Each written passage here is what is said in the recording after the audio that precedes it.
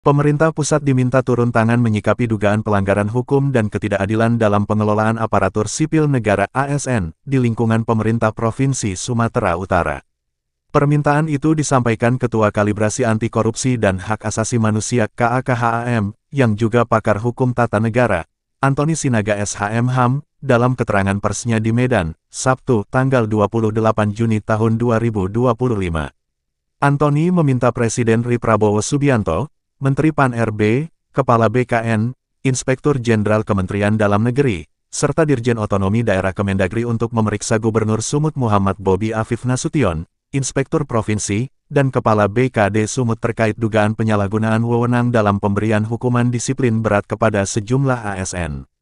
Kami meminta pemeriksaan terhadap pejabat tinggi Pemprov Sumut yang diduga menjatuhkan sanksi tanpa melalui proses pembinaan yang wajar, bahkan melampaui putusan pengadilan, ujar Antoni.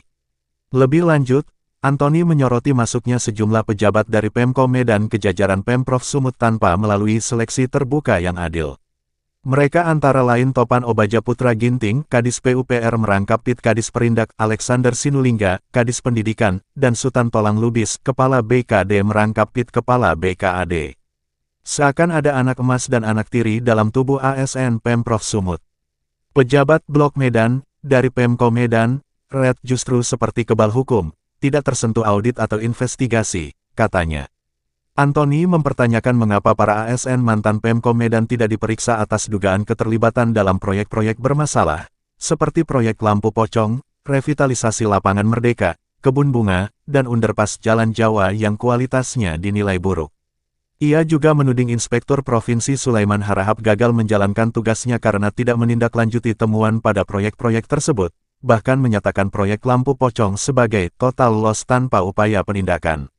Lebih lanjut Antoni menyoroti penunjukan mantan PJ Gubernur Sumut Agus Fatoni sebagai Komisaris Independen PT Bank Sumut. Ia menduga penunjukan itu merupakan bentuk balas jasa setelah Agus Fatoni dianggap berperan dalam memfasilitasi perpindahan ASN dari Pemko Medan ke Pemprov Sumut tanpa seleksi yang transparan. Perlu ditelusuri apakah ada potensi konflik kepentingan dan kerugian keuangan negara akibat rangkap jabatan ini, tegasnya. Karenanya Antoni mendesak BKN, Kemendagri, Ombudsman RI, hingga DPRD Sumut agar segera melakukan investigasi terhadap Inspektur, Kepala BKD, Kadis PU, Kadis Pendidikan, serta mengevaluasi proses penempatan ASN di Sumut. Kami minta aparat penegak hukum, termasuk Kejaksaan Agung, Kajati Sumut, dan Kajari Medan, turut menindaklanjuti dugaan korupsi dan pelanggaran hukum di lingkungan Pemprov, Pemko Medan, serta kabupaten kota di Sumut, pungkasnya.